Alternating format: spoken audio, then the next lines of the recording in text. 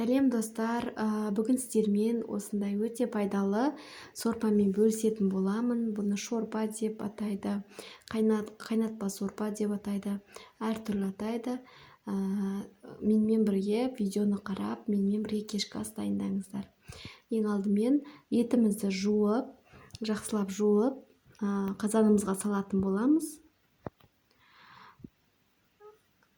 Менде сиырдың еті, қойдың етімен де өте дәмді болып шығады. Және осы етімізге қарай суымызды құямыз. Мен жарты құйдым.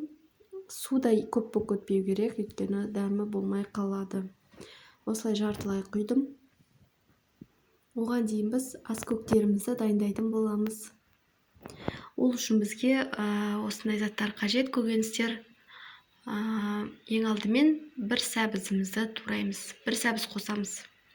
Ірілеу етіп турап аламыз.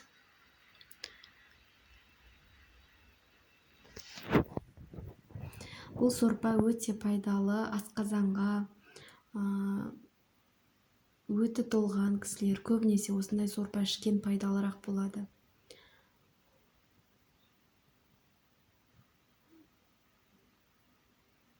Осылай барлықтарын турап шығамыз.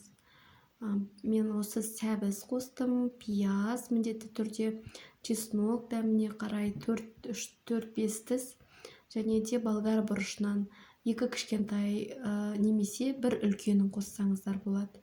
Помидор қостым, 1 дана, 2 дана қостым, және картошка. Картошканы пісу алдында 1 сағат бұрын қоссаңыздар болады. Картошканың да түрі бар ғой, біреу кеш піседі, біреу ерте піседі. Сол үшін оны да ертерек сала берсеңіздер де болады. Осылай бәрін әдемілеп турап аламыз. Негізі бұрыштарды да 2-ге бөліп қана тастаса болады. Әркім негізі әртүрлі дайындайды.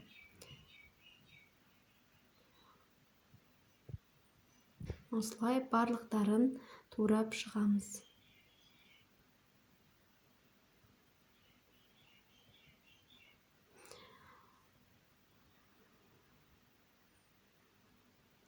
Картошкамызды жуып тазалап алдық. Мінекей біздің көбігіміз шығып жатыр. Жайлап аламыз. Еттегі барлық микробтар осы көбікпен бірге шығады. Сол үшін барлығын тазалап аламыз. Дәміне қарай тұз қосуды ұмытпаңыздар. Мен 1 ас қасықтай, 1,5 ас қасықтай қостым. Еттің тұзы болмағандықтан.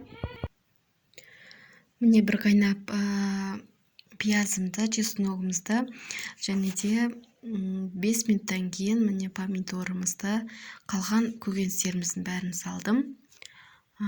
Одан кейін картошканы салатын боламын.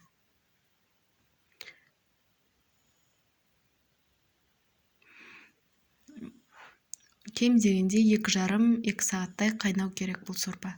Мінекей, енді картошкамызды саламыз. Мен наны 1 сағаттай қайнады. Енді картошкамызды жайлап салатын боламыз.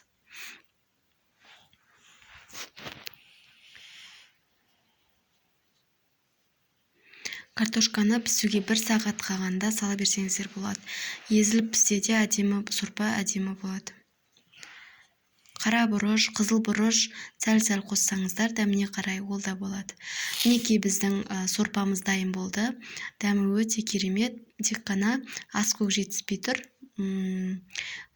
Осылай отбасыларыңызға ұсынсаңыздар болады.